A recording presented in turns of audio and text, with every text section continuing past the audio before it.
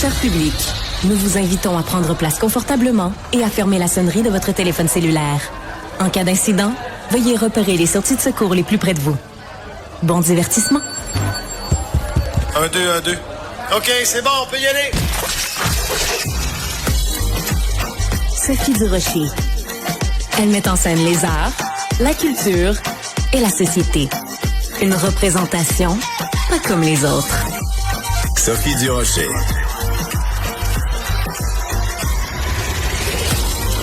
Bonjour tout le monde. Si vous avez déjà écouté à la télévision, par exemple, la série L'Héritage il y a quelques années, ou si vous avez déjà à un moment donné acheté ou feuilleté un livre publié aux éditions VLB, ça veut dire qu'à un moment donné dans votre vie, vous avez été en contact avec l'œuvre magistrale de Victor Lévy-Beaulieu. Victor Lévy-Beaulieu, écrivain, éditeur, homme multimédia, un auteur absolument immense, décédé donc au cours des dernières heures, des derniers jours. D'abord, je voudrais présenter mes condoléances les plus sincères à sa famille et à ses proches. Et quand on dit famille, ça inclut évidemment tous les comédiens qui ont déjà dit du Victor Lévy-Beaulieu.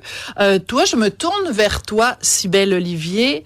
C'est pas un quiz, puis c'est pas pour te mettre mal à l'aise, mais dans ton parcours scolaire, parce que t'es toute jeune, hein, t'as 27 ans, est-ce que à un moment donné, on t'a parlé de l'œuvre de Victor Lévy-Beaulieu? Et c'est tantôt, je t'entendais en discuter avec Benoît, et je n'ai pas le souvenir de, si je remonte au secondaire, pas du tout, ça c'est certain. Cégep, j'aurais tendance à dire que non plus.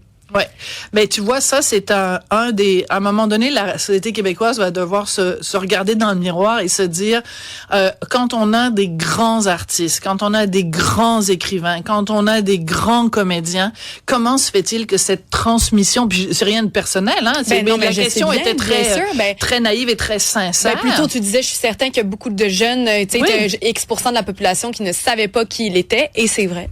Et c'est sûrement vrai. Donc, je sais que c'est quelque chose qui va beaucoup toucher mon premier invité, Yves Desgagnés, acteur, metteur en scène, réalisateur, qui a évidemment bien connu dans plein de situations différentes Victor Lévy-Beaulieu. Bonjour Yves.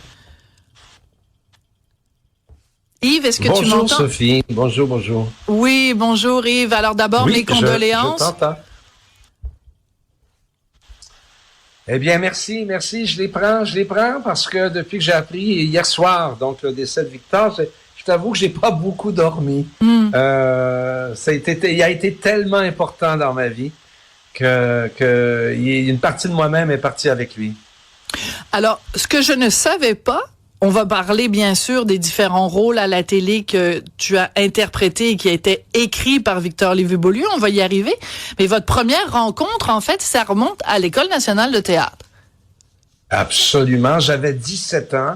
Je suis d'ailleurs, je le dis sans vanité, je suis un des plus jeunes étudiants à avoir rentré à l'École nationale à cet âge-là. Wow. Je crois que il y a personne qui est rentré plus jeune que moi. J'avais 16 ans au moment de mes auditions et 17 ans au moment. Et donc, je te dis ça parce que j'étais vide. Mon cerveau était vide. Je ne savais rien de la vie, je ne savais rien de la littérature, etc., etc. Et j'entre à l'école et qui on a comme professeur de littérature? Victor Lévy-Beaulieu. Il a enseigné, lui, pendant les années 70 aux jeunes acteurs émergents. Il y avait lui, puis là, je le dis juste entre parenthèses, Sophie, ça va t'intéresser. Et tout à coup, on ouvre un autre local et c'était notre cours de poésie. Et qui était donné par Gaston Miron. J'en ai fait allusion tout à l'heure. Oui. Et là, tout à coup, on ouvre une autre porte et notre professeur d'histoire des civilisations, c'était la poétesse Michel Lalonde. Ben voyons donc. Et oui, et on rentrait dans une autre classe, et je vais terminer là-dessus. C'était Jean-Claude Germain qui nous enseignait l'histoire du théâtre. Alors, c'était nos professeurs. Et dans les années 70, Michel Rossignol, qui était la directrice adjointe, et André Pagé, qui était le directeur, ça, c'est lui qui a créé la boîte à surprise, André Pagé. Ben, c'était important d'avoir une formation intellectuelle très, très forte. Autant que la formation physique pour le jeu. Donc, c'est pour ça qu'on a eu la chance. Et j'ai eu la chance, donc, de rencontrer Victor Lévy-Beaulieu qui m'a initié, moi et toute notre classe, aux auteurs québécois, aux grands auteurs internationaux, à Victor Hugo, à Nietzsche, à James Joyce, à Melville. Melville, celui qui a écrit Moby Dick, il a écrit 3 tomes sur Melville. Ce sont des livres incroyables, mes amis. Et il nous a initiés à Marie-Claire Blais, à Jean Basile, aux auteurs québécois qu'on découvrait. Donc, il a été mon mentor et il l'a été jusqu'à hier, jusqu'à la fin de sa vie. Alors ça, c'est vraiment intéressant comme rappel historique parce que ton image est très belle. Tu dis, quand je suis arrivée à l'École nationale de théâtre à 17 ans, mon cerveau était vide et c'est comme si lui avait rempli ton cerveau de connaissances, d'ouverture, de culture, de littérature. Et quelques années plus tard, il te confie, ou enfin il écrit une série pour la télé, L'Héritage, qui a marqué l'histoire de la télévision au Québec. Et toi, tu joues un rôle qui a marqué l'histoire de ta carrière. Ah oui, je le dis, oui. Puis c'est émouvant de ce temps-là. Puis aujourd'hui, parce qu'on passe des extraits. Ouais. L'émission n'a jamais été rediffusée par Radio-Canada. On n'a jamais rediffusé le Victor Lévy-Beaulieu. Et je ne sais pas pourquoi. C'était quand même incroyable de recevoir un téléphone d'un réalisateur qui s'appelait Maurice Falardeau à l'époque. Il n'est plus de ce monde, mais qui dit Victor Lévy-Beaulieu vous a écrit un personnage et c'est le personnage de Junior. Voulez-vous on va vous envoyer les textes. Et je suis tombé par terre, tu sais bien. C'était un personnage extraordinaire. Et tu sais aujourd'hui, je te le jure. Et tu demanderas à mes amis, je ne peux pas sortir de chez moi. Et les gens m'appellent depuis 40 ans, Toasté des deux bords. Hey, Toasté, comment ça va? Et il n'y a pas une fois, un seul jour, sans qu'on fasse pas allusion. Et j'en suis très fier. Ouais. Parce que ça m'a pas mal toasté des deux bords, ce personnage-là. Effectivement. Parce que pour les plus jeunes qui nous écoutent et qui nous regardent à la télé, ton patois, ton expression, tu sais, mettons pour Séraphin Poudrier, c'était viande à chien. Bon ben toi, ton patois, c'était esti toasté des deux bords et c'est intéressant. Oui, puis excuse-moi, c'était esti toasté des deux bords à part de ça. Ça finissait par rapport de ça. Excuse-moi d'avoir oublié. Impatience. T'en as si toasté des deux bords à part de ça. C'était ça jusqu'au bout. C'était d'une telle satisfaction de dire ces choses-là. Surtout dans un Québec très, très catholique, là. Il faut savoir, les années 80, là, ils n'étaient pas disparus, les fameux curés. Ils étaient partout. Alors, ça faisait friser les cheveux de bien du monde et ça me réjouissait. Excuse-moi de t'avoir interrompu. Mais ça s'appelle un dialogue, c'est parfait, j'adore ça. Oui. Ce qui est frappant, c'est deux choses. C'est que Victor Lévy-Beaulieu était un écrivain immense, parce que là, on parle des séries télé, mais il y a évidemment toute son œuvre écrite. Bien sûr. C'est un écrivain immense, donc il savait à la fois manier la langue érudite, une langue travaillée, une langue ciselée, et en même temps, qui était capable de s'approcher très proche du patois québécois. Donc c'est vraiment les deux niveaux de langage qu'il exprimait avec autant de talent pour l'un que pour l'autre. C'était un être extrêmement érudit. Il avait une connaissance, c'était une bibliothèque ambulante, mais de tous les grands auteurs. C'était un fan de Dostoïevski, de la littérature russe, bien sûr de la littérature française. On sait, là, pour saluer Victor Hugo, qui est un de ses premiers ouvrages, sur James Joyce.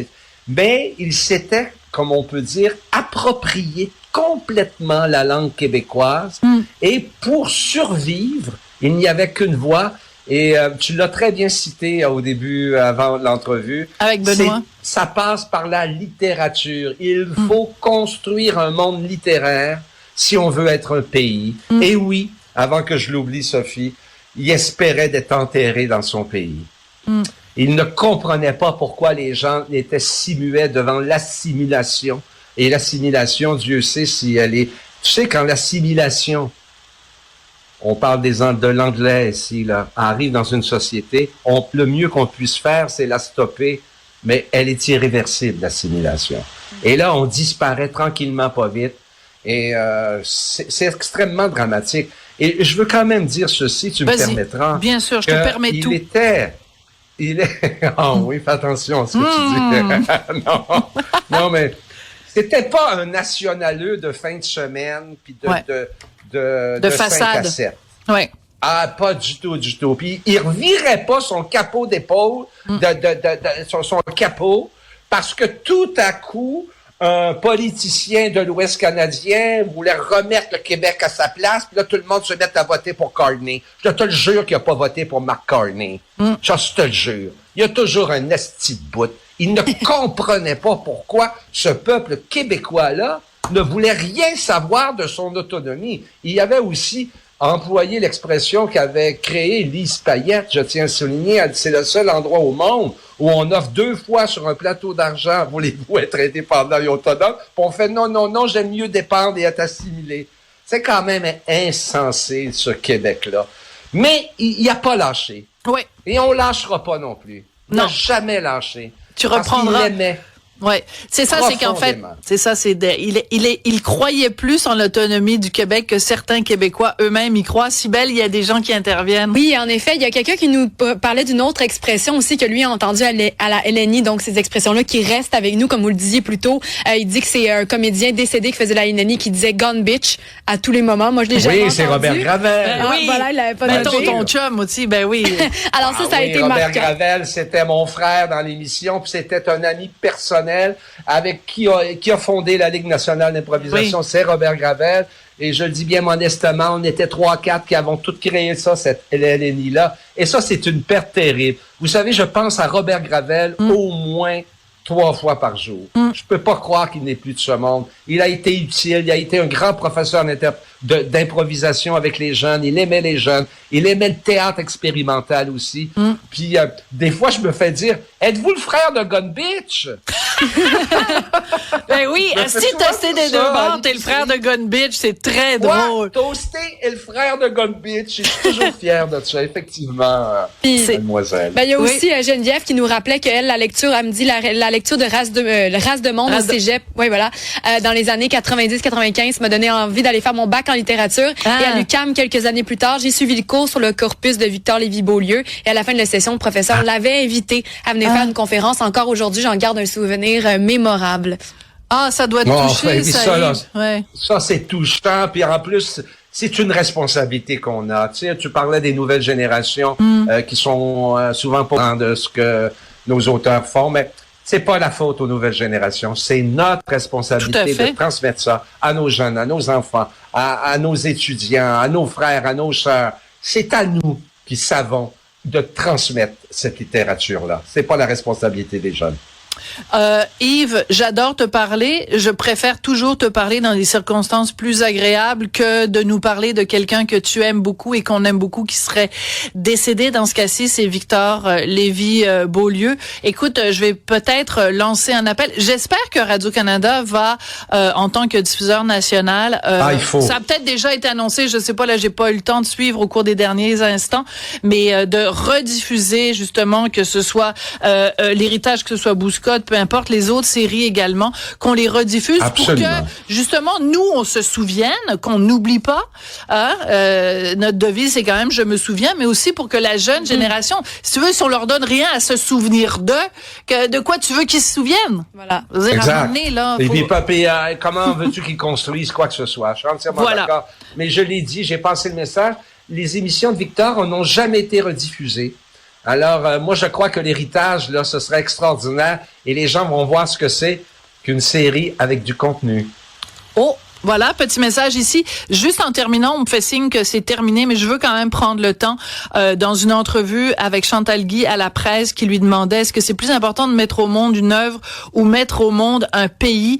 Victor Lévy-Beaulieu avait répondu, pour moi, les deux vont ensemble. Il n'y a pas de nationalité sans littérature, pas de littérature sans nationalité. Mettez ça dans votre pipe. Et pas de nationalité sans culture. Merci beaucoup. Mettez ça et fumez ça, mesdames et messieurs. Merci beaucoup, mon beau. Dans la pipe de Victor. Voilà, c'est ça. Dans la pipe de Victor. Merci beaucoup, Yves Desgagnés. À bientôt. Merci. Merci beaucoup, ça.